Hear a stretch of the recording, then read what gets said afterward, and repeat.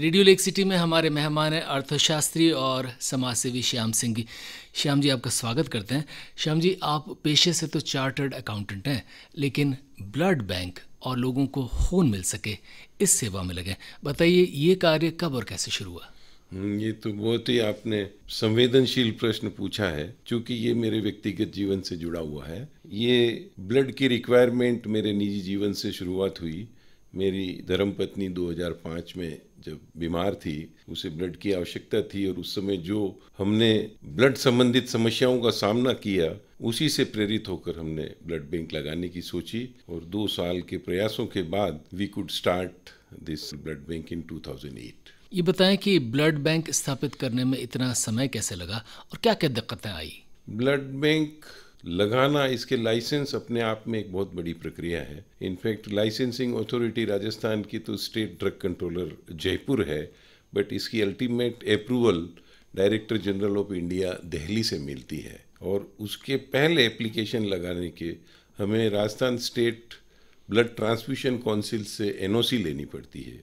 तो सबसे पहले एनओसी लेना, उसके पश्चात state drug controller licensing authority को एप्लीकेशन लगाना, फिर जॉइंट इंस्पेक्शन के लिए गाजियाबाद से टीम आती है, and then director general controller of India issue the license. So it takes enough time. ये बताएं श्याम जी कि आप चूंकि इस लंबी प्रक्रिया से गुजरे हैं, क्या सुझाव देंगे कि ये प्रक्रिया छोटी हो सके? इस लिहाज से ये महत्वपूर्ण है क्योंकि जो रक्तदान है एक तरह की समाज सेवा है। कोई भी व्यक्ति संस्थान बनाकर इसे करना चाहे तो एक तरह से समाज को कुछ देना चाह रहा है। इस प्रक्रिया को और कैसे सरल सुगम बनाया जा सकता है ताकि जो 2 वर्ष आपने निकाले किसी दूसरे व्यक्ति या किसी दूसरे समाज सेवा करने वाले संगठन को न निकालने पड़े? नहीं, वैसे जब हमको लाइसेंस मिला तब तक तो हम यही सोच रहे थे कि ये टाइम पीरियड बहुत लंबा है, the process should be shortened.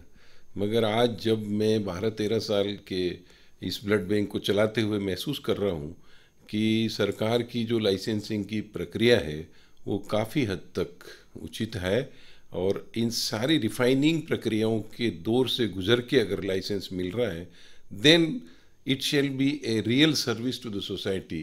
क्योंकि ब्लड कलेक्शन के बाद उसका ब्लड की जांचों के बाद क्रॉस मैचिंग के बाद ही उस ब्लड को हम किसी को इशू कर सकते हैं। अगर थोड़ी सी भी कोताही हुई तो किसी की जान का सवाल बन सकता है। तो मैं इसे बहुत ज़्यादा वो नहीं मानता हूँ।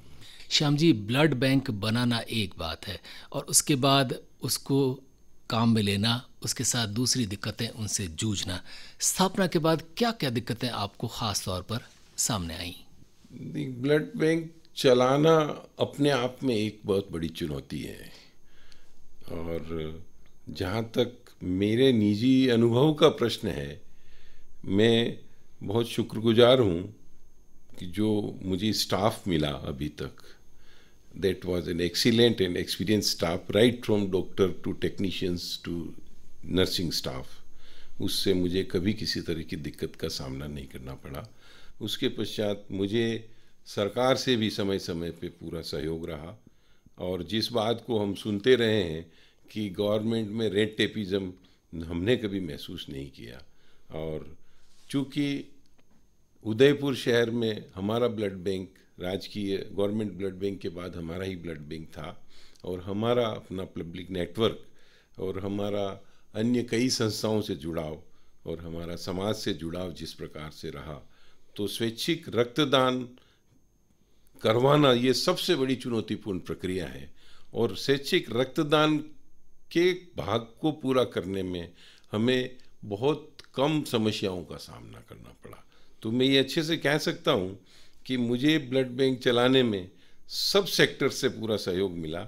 बस मेरा जो अपना इन्वॉल्वमेंट था उसको मैंने निष्ठापूर्वक किया, तो आज मैं इस मुकाम पे हूँ। We could and we are running the blood bank very successfully.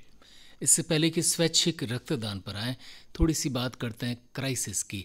इस दौरान, इस लंबे समय के दौरान कुछ ऐसे लम्हे, कुछ ऐसे समय, ऐसे पीरियड्स आए जब आपको लगा कि आपकी जो सेवाएं हैं, आप जितना खून प्रोवाइड करवा पा रहे हैं वो कम पड़ रहा है, यानी उस पर्टिकुलर समय में ज़्यादा खून की ज़रूरत है? ये तो बहुत संवेदनशील बात है, और जहाँ तक ब्लड की आवश्यकता और उसकी आपूर्ति, ये उदयपुर ही नहीं हमारे भारतवर्ष की एक बहुत चुनौतीपूर्ण समस्या है। और जहाँ तक आप कह रहे हैं कि मुझे इसका सामना, हम नित्य प्रतिदिन इस समस्याओं से गुजरते हैं। आपको मैं एक आंकड़ा देना चाहूँगा जिसको आपको सुनकर बड़ा अचंभा होगा कि जहाँ तक ब्लड की आपूर्ति और ब्लड की आवश्यकता, तो अगर जब ब्लड बैंक चालू किया 2008 में, तो हमारी टोटल आवश्यकता का मात्र 31% स्वैच्छिक रक्तदान होता था। और 31% स्वैच्छिक रक्तदान इतनी नगण्य फिगर है कि 60% ब्लड जो लेने वाले आते थे उनसे हमें ब्लड की मांग करनी पड़ती थी कि you bring replacement, then only we will be in a position to provide the blood. मगर अब जैसे जैसे समय गुजरता जा रहा है, डेफिनेटली मैं कहना चाहूँगा कि हमारे शहर में ही नहीं, सब जगह वॉलेंटरी रक्तदान के प्रति जागरूकता बढ़ी है। और इस जागरूकता बढ़ने के साथ ही ये समस्या धीरे धीरे कम हो रही है। और अगर मैं 31% को आज के आंकड़े पे कंपेरेटिव स्टडी करूं, तो यू विल सरप्राइज कि आज इस साल का जो मेरा आंकड़ा है वो 72% तक पहुंच गया है। आज हम 72% स्वैच्छिक रक्तदान लेकर हमारी ब्लड बैंक को चला पा रहे हैं। और जब हमने ब्लड बैंक चालू किया, तब हमने एक नारा दिया था कि ज़रूरत पूरी करे रक्त की स्वैच्छिक रक्तदान से, ज़रूरत पूरी होंगी आपकी स्वैच्छिक रक्तदान से। पता है कि रक्तदाता जो वॉलंटरी आपके पास आ रहे हैं, क्या वे कुछ डिमांड भी करते हैं? और दूसरी बात ये कि बहुत सारे लोगों में भय भी रहता है कि मैं रक्तदान कर रहा हूँ तो इससे मुझे कोई कमज़ोरी आएगी या नहीं आएगी। और रक्तदान से जुड़ी हुई दूसरी बात ये भी है कि बहुत सारे ब्लड ग्रुप्स ऐसे होते हैं जो रेयर भी होते हैं, उन रक्तदाताओं को ढूंढना भी पड़ता होगा। नहीं, जहाँ तक सवाल रक्तदाता जो ब्लड बैंक में आते हैं, दो तरह के रक्तदाता होते हैं। एक तो स्वैच्छिक रक्तदाता जो अपनी स्वयं की इच्छा से रक्तदान करना चाहते हैं, और एक जो अपने मरीज की सहायता के लिए रिप्लेसमेंट के रूप में आते हैं। जहाँ तक रिप्लेसमेंट के आते हैं उनकी बात तो मैं नहीं करता, मगर स्वैच्छिक रक्तदाता जो आता है वो किसी न किसी प्रेरणा से आता है। उसके मन में एक भावना होती है कि मुझे सेवा करनी है, और यदि सेवा करनी है तो एक बात निश्चित है जो मैं इस माध्यम से कहना भी चाहूँगा कि ये रक्तदान एक ऐसा सेवा है जिसमें न कोई राशि लगती है। मतलब this is the simplest mole of donation without any expenses, and at the same time health के बाबत और अधिक स्वस्थ करने के लिए इससे बड़ा कोई टॉनिक नहीं हो सकता है। इसलिए जो आते हैं वो स्वैच्छिक, मगर उनको प्रेरणा कौन देता है? ये रोल करती है स्वैच्छिक संस्थाएं, समाज। जितनी स्वैच्छिक संस्थाएं एक्टिव होगी उतना स्वैच्छिक रक्तदान का मूवमेंट को गति मिलेगी। ये जो रेयर ग्रुप्स हैं इनके बारे में भी थोड़ा सा बताएं। रेयर ग्रुप का जहाँ तक सवाल है, उसमें क्या है कि कुछ जो नेगेटिव ग्रुप हैं जो आमतौर पर नहीं मिलते, हमारे ब्लड बैंक की जो प्रैक्टिस है वो मैं आपको बताऊं कि रेयर ग्रुप यदि हम रूटीन में ले लें तो जो रेयर होते हुए भी उसको डिस्कार्ड करना पड़ सकता है। तो हमारे ब्लड बैंक का हमारे स्टैंडिंग इंस्ट्रक्शन है कि जो रेयर ब्लड ग्रुप है उसका नाम, पता और टेलीफोन नंबर नोट कर लीजिए। जब उसकी आवश्यकता हो तो उसे फ़ोन करके बुला लीजिए। और निश्चित रूप से इस प्रक्रिया से हमें कभी रेयर ग्रुप के ब्लड को डिस्कार्ड नहीं करना पड़ा, और ज़रूरत पड़ती है फ़ोन करते हैं, रिस्पॉन्स आता है और उसकी आवश्यकता की पूर्ति अपन करते हैं। कोविड-19 के दूसरे दौर में क्या रक्त की ज़्यादा ज़रूरत पड़ी, और क्या ये हमारे पास जो रक्त उपलब्ध था वो पर्याप्त था या अतिरिक्त व्यवस्थाएं करनी पड़ी? सब ये इतना संवेदनशील प्रश्न है कि कोविड-19 का जो सेकंड दौर है, उस सेकंड दौर के शुरुआत में तो हमने इस ब्लड बैंक को किसी भी जैसे तैसे चलाने की कोशिश करी, मगर बीच में एक ऐसा समय आ गया कि ब्लड की एक्यूट शॉर्टेज हो गई थी। और उस एक्यूट शॉर्टेज के कारण हमने फेसबुक पे हमारे ग्रुप्स पर जब इसकी मोटिवेशनल हमने हमारी भावनाएं और अपील करी, तो मुझे ये कहते हुए बहुत खुशी है कि 2-3 जो रोल मॉडल जो हैं, जो आज की तारीख में एक्टिवली वर्क कर रहे हैं, जिनका नाम भी ले सकता हूँ, मुझे कोई कहने में शक्का नहीं, और कुछ संस्थाएं हैं, उन लोगों ने जिस तरह से एक्टिवली रोल प्ले किया कि despite the Covid restriction every day उन्होंने ब्लड डोनेशन शिविर आयोजित किए और रक्तदान की आवश्यकताओं को पूर्ति किया, और हमको उसकी कमी का इतना सामना नहीं करना पड़ा। अदरवाइज शुरू में तो इतना भय का वातावरण था कि रक्त के बिना बहुत तकलीफ महसूस करते हैं। हालांकि ये हाइपोथेटिकल प्रश्न है, लेकिन पूछा जाना ज़रूरी है। वो ये कि अगर कोई तीसरी वेव आ गई या कोविड-19 का एक और ख़तरनाक दौर आ गया, तो हम रक्त आपूर्ति के ज़रिए उस चुनौती का सामना करने के लिए तैयार हैं? दो बातें हैं। पहली बात, जो हाइपोथेटिकल प्रश्न है, मेरी जो इनर वॉइस जो कहती है एंड लेट अस प्रे, वो थर्ड वेव आएगी ही नहीं, और यदि थर्ड वेव आती है तो आप इसको थोड़ा क्रिटिकल एनालिसिस करें, फेज़ 1, फेज़ 2 और फेज़ 3 प्रोबेबल जो अपन कह रहे हैं, तो ये इस हवे को अगर कम कर दिया जाए तो मेरा मानना है कि ब्लड की शॉर्टेज तो रह ही नहीं सकती है।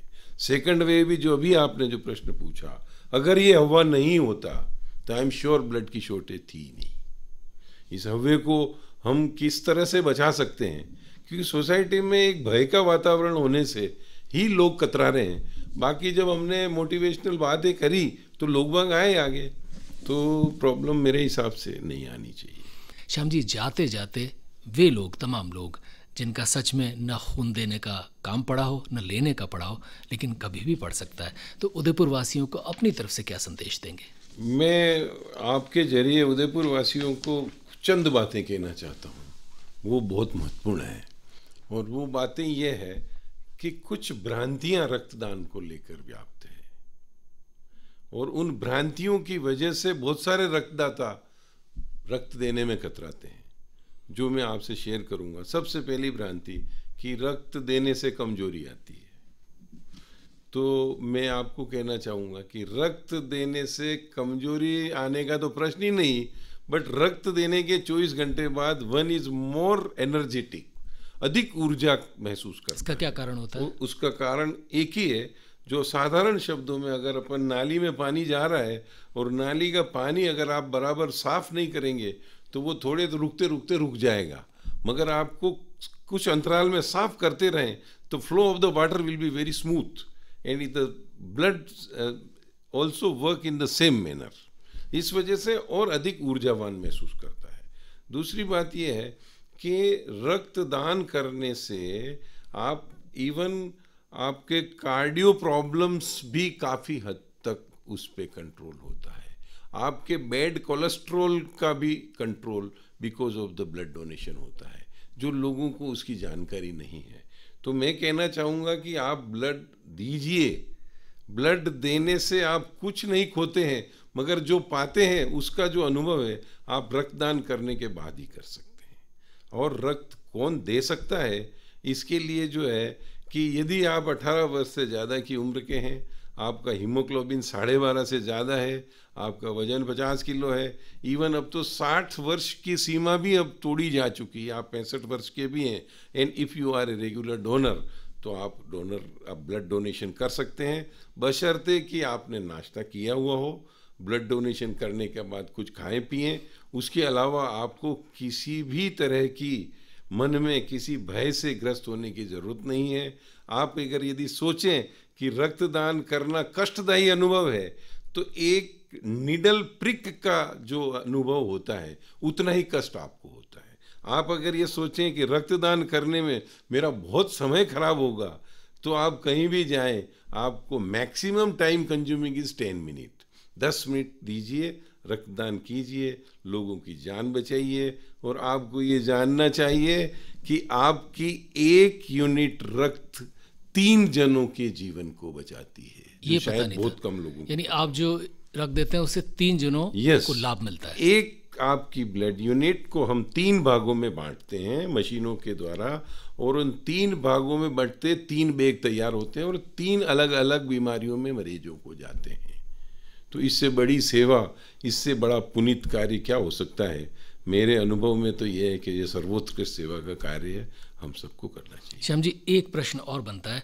वस्तुतः होता ये कि अब जब डेंगू बारिश का जब भी मौसम आता है तो डेंगू का प्रचार प्रसार होता है, और कुछ जो इस तरह के बुखार या इस तरह की बीमारियाँ, इसमें प्लेटलेट्स की आवश्यकता होती है, और भी कई बीमारियों में प्लेटलेट्स की आवश्यकता होती है। बताएं कि प्लेटलेट्स क्या होते हैं, और कोई व्यक्ति रक्तदान करता है उस रक्त से ही आप प्लेटलेट्स निकालते हैं या अलग से दान करता है, इसकी क्या व्यवस्था है? बहुत सुंदर बात है। वर्तमान में अभी पिछले 2 महीनों से उदयपुर शहर ही नहीं, सब तरफ डेंगू बहुत बुरी कदर से पांव पसार चुका है। आज की तारीख में अगर उदयपुर की शहर की हॉस्पिटलों में जाएं तो हॉस्पिटल भरे पड़े हैं डेंगू की बीमारी से। और डेंगू का सबसे बड़ा लक्षण है कि उसके प्लेटलेट कम हो जाते हैं। एक स्वस्थ व्यक्ति का प्लेटलेट लेवल 2 लाख के आसपास होता है, 1 लाख तक टॉलरेबल होता है। 1 लाख से जैसे जैसे नीचे उतरता है अलार्मिंग पॉइंट आता है, और इसकी ज़रूरत को पूरी करने के लिए हम बैग, जो ब्लड बैग लेते हैं उसका ट्रिपल में उसको ब्लड डोनेशन लेते हैं, ट्रिपल बैग में, और उसको सेंट्रीफ्यूज मशीन में घुमा के और इसके 3 टुकड़े करते हैं। उसमें एक बैग जो निकलता है वो प्लेटलेट का निकलता है, उसमें औसत 5000 यूनिट होते हैं। तो ये तो है एक प्रक्रिया जिसके तहत प्लेटलेट की आवश्यकता पूर्ति करते हैं। और आपको जानकर खुशी होगी कि 2020 में हमारी ब्लड बैंक में एफेरेसिस प्रोसीजर का इक्विपमेंट हमने लगाया है, जो एसडीपी जिसको कहते हैं, सिंगल डोनर प्लेटलेट। उसके तहत जो ब्लड प्लेटलेट देना चाहता है उससे ब्लड लिया जाता है, उसी समय प्लेटलेट को रोक के बाकी सारा ब्लड उसको ट्रांसफ़र कर देते हैं। यानी जो व्यक्ति खून देने आया है, हाँ, उसका प्लेटलेट आप निकाल लेंगे और बचा हुआ खून उसी को वापस उसके खून को लेंगे, खून में से वो मशीन प्लेटलेट निकाल देगी और बाकी सारा खून उसकी मशीनों, उसके बॉडी को तत्काल वापस लौटा देंगे। उसके तहत एक प्रक्रिया में करीब 50,000 से 60,000 यूनिट प्लेटलेट हम ले पाते हैं। तो एक डेंगू के पेशेंट को ट्रीट करने में एक व्यक्ति के जरिए उसका ट्रीटमेंट हो सकता है। और डेंगू का ट्रीटमेंट के लिए platelet is the only treatment and solution. और मुझे आपको ये बताते हुए बड़ी खुशी है कि हमारी ब्लड बैंक में जो प्लेटलेट की, जो एफेरेसिस की जो मशीन लगी हुई है, वो एक्टिवली आज पिछले 2 महीने में, अभी उसके किट्स भी पूरे थ्रू आउट कंट्री प्रॉब्लम है, मगर हमने हमारी कोशिशों करके और पिछले इस 2 महीनों में करीब 90 प्रोसीजर हमने किए हैं। 90 प्रोसीजर का मतलब 900 प्लेटलेट हम लेते, उतनी आवश्यकता की पूर्ति इस मशीन के माध्यम से हम कर पाए। तो that was a very good service by us. एक बात और मैं आपसे शेयर करना चाहूँगा कि हाल ही में हमारी संस्था ने ब्लड बैंक की गतिविधि के अतिरिक्त एक फतेह हाई स्कूल में एयर कंडीशन्ड कंप्यूटर लैब की स्थापना करी है, जिसमें कि 29 कंप्यूटर हमने एक साथ हाई कॉन्फ़िगरेशन वाले air conditioning equipment, furniture, fixture, साज सज्जा के साथ हमने छात्रों के अध्ययन के लिए हमारी संस्था द्वारा डोनेट किए हैं। तो ये हमारी संस्था का एक प्रकल्प है, सरल एजुकेयर, उसके तहत हमने इस कार्य को किया है। और हम चेष्टा रखते हैं कि इस दिशा में भी हमारे पास अगर जो भी अपीलें आती है, हम उसको पूरा करने का पूरा प्रयास करेंगे। इसके साथ ही आपको बहुत बहुत शुक्रिया। श्याम सिंघवी जी, आपका हृदय से आभार।